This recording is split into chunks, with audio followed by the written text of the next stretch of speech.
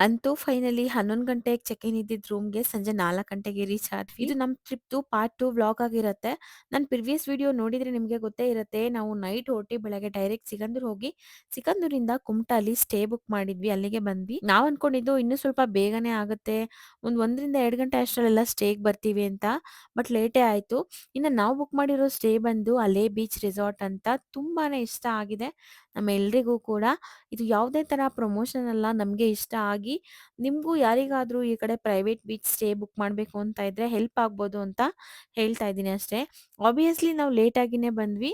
ಅಷ್ಟು time spend ಮಾಡಕ್ ಆಗಿಲ್ಲ ಅಲ್ಲಿ. ಬಟ್ ನಾವು ಇದ್ದಷ್ಟು ಟೈಮ್ ಚೂರು ವೇಸ್ಟ್ ಮಾಡದೆ ಚೆನ್ನಾಗೇ ಎಂಜಾಯ್ ಮಾಡಿದ್ವಿ. ನಾವು 2 ರೂಮ್ಸ್‌ನ ಬುಕ್ ಮಾಡ್ಕೊಂಡಿದ್ವಿ ಸಾಕಾಗತ್ತೆ ಅಂದ್ಬಿಟ್ಟು.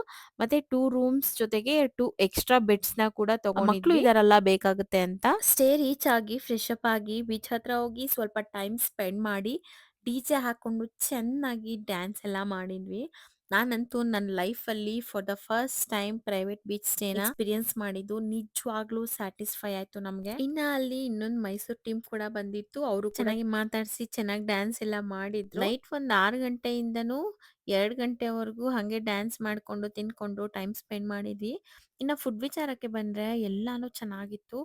ಯಾವುದು ಹೆವಿ ಅನ್ಸಿಲ್ಲ. ಎಲ್ಲ ಮೈಲ್ಡ್ ಆಗಿ ಚೆನ್ನಾಗಿ ಮತ್ತೆ ಕೋಇನ್ಸಿಡೆಂಟ್ಲಿ ಅವತ್ತೇ ನನ್ನ ಫ್ರೆಂಡ್‌ದು ಬರ್ತ್‌ಡೇ ಕೂಡ ಇದ್ದಿದ್ರಿಂದ ಬೀಚ್ ಹತ್ರ ಬರ್ತ್‌ಡೇ ಸೆಲೆಬ್ರೇಷನ್ ಅಂದ್ರೆ ಎಷ್ಟು ಖುಷಿ ಅಲ್ವಾ? ಹಂಗೆ ಬರ್ಬೇಕಾದ್ರೇನೆ ಒಂದು ಕೇಕ್‌ನ ತಗೊಂಡ್ ಬಂದಿದ್ವಿ. 12 ಗಂಟೆಗೆ ಕಟ್ ಮಾಡೋಣ ಅಂದ್ಬಿಟ್ಟು. ಅಲ್ಲಿ ಪೇಸ್ಟ್ರಿ ಯಾವ್ದು ಸಿಗ್ಲಿಲ್ಲ. ಇದೇ ಸಿಕ್ಕಿದ್ದು. ಮತ್ತೆ ಸ್ಟೇಯಿಂದ 3 ರಿಂದ 4 ಕಿಲೋಮೀಟರ್ ಹೋಗ್ಬೇಕು ಸಿಟಿಗೆ. ಅದಕ್ಕೆ ಸಿಕ್ಕಿದ್ದೆ ತಗೊಂಡ್ ಬಂದಿದ್ವಿ. ಬರ್ತ್‌ಡೇ ಸೆಲೆಬ್ರೇಷನ್ ಎಲ್ಲ ಆದ್ಮೇಲೆ ಎಲ್ರು ಹೋಗಿ ಮಲ್ಕೊಂಡಾಗ 2:30ನೇ ಆಗಿತ್ತು. ಅರ್ಲಿ ಮಾರ್ನಿಂಗ್ ಬೀಚ್ ವ್ಯೂ ನೋಡ್ಬೇಕು ಅಂತಾನೆ ನಾನು ನನ್ನ ಫ್ರೆಂಡ್ ಇಬ್ರು ಅಷ್ಟು ಸ್ಟ್ರೈನ್ ಆಗಿದ್ರುನು ಅಲಾರಾಮ್ ಇಟ್ಕೊಂಡು ಬೇಗ ಎದ್ದು ಬೀಚ್ ಹತ್ರ ಫುಲ್ ರೌಂಡ್ ಹಾಕೊಂಡು ಅಲ್ಲೇ ಕೂತಿದ್ದು ಮಾತಾಡ್ಕೊಂಡು ಆಮೇಲೆ ಬೀಚ್ ಅಲ್ಲಿ ಆಡೋದಿಕ್ಕೆ ಅಂತ ರೆಡಿ ಆಗಕ್ಕೆ ಹೋದ್ವಿ. ನಿನ್ನೆ ಸ್ಟೇ ಹತ್ರ ಬಂದಾಗೆ ಆಲ್ರೆಡಿ ಲೇಟ್ ಆಗ್ಬಿಟ್ಟಿತ್ತು. ಅದಕ್ಕೆ ನೀರಲ್ಲಿ ಆಡಕ್ ಹೋಗೇ ಇರ್ಲಿಲ್ಲ. ಬೆಳಗ್ಗೆ ಎದ್ದಿ ಒಂದ್ ಬ್ರೇಕ್ಫಾಸ್ಟ್ ಎಲ್ಲ ಮುಗಿಸ್ಕೊಂಡು ಒಂದ್ 7 ಗಂಟೆಗೆಲ್ಲ ಬೀಚ್ ಹತ್ರ ಬಂದ್ವಿ. ಅಲ್ಲಿ ಚೆನ್ನಾಗಿ ನೀರಲ್ಲಿ ಆಡ್ಕೊಂಡು ಬೇರೆ ಪ್ಲೇಸ್ ಹೋಗೋ ಪ್ಲಾನೇ ಕ್ಯಾನ್ಸಲ್ ಮಾಡ್ಕೊಂಡು ಮಧ್ಯಾಹ್ನ ಒಂದ್ 12 1 ಗಂಟೆ ಅಲ್ಲೇ ಇದ್ವಿ. ಸ್ಟೇದ್ ಏನಾದರೂ ಡೀಟೇಲ್ಸ್ ಬೇಕಿದ್ರೆ ಅವ್ರ ಕಾಂಟ್ಯಾಕ್ಟ್ ನಂಬರ್ ಹಾಕಿರ್ತೀನಿ, ಕಾಂಟ್ಯಾಕ್ಟ್ ಮಾಡಿ. ಇದ್ರ ಕಂಟಿನ್ಯೂಷನ್ ನೆಕ್ಸ್ಟ್ ಪಾರ್ಟ್ ಅಲ್ಲಿ ಹಾಕ್ತೀನಿ.